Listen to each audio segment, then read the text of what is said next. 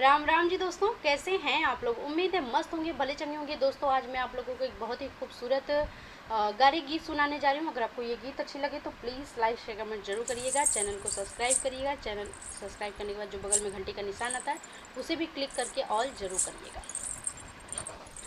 समधी के बाहिनी जे निकले बजरिया हो, समधी के बाहिनी जे निकले बजरिया, अब के मरी है अपनी मोहरिया, सीताराम से बनी अब के मरी है अपनी मोहरिया, सीताराम से बनी।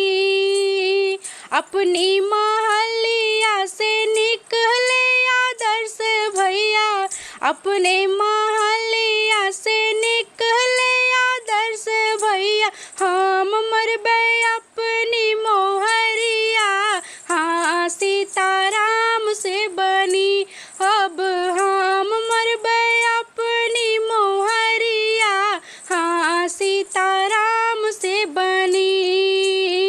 अगुआ के बाहिनी जे निकले बजरिया हो, अगुआ के बाहिनी जे निकले सिवनिया, के मरी है अपनी मोहरिया, सीता राम से बनी अब के मरी है अपनी मोहरिया, सीता राम से बनी। अपने महलिया से निकले ना बिक्की भैया, अपने महलिया से निकले ना विष्णु भैया, हम मरबे अपनी मोहरिया, हाँ सीताराम से बनी अब हम मरबे अपनी मोहरिया, हाँ सीताराम से बनी।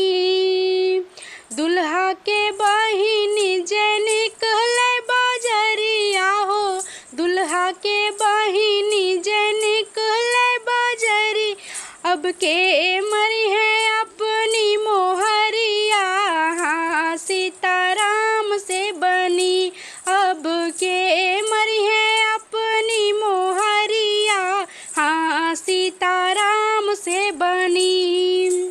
अपने महलिया से निकले ना गोलू भैया, अपने महलिया से निकले ना शिवा भैया, हम मरबे अपनी मोहरिया, हाँ सीताराम से बनी अब हम मरबे अपनी मोहरिया, हाँ सीताराम से बनी।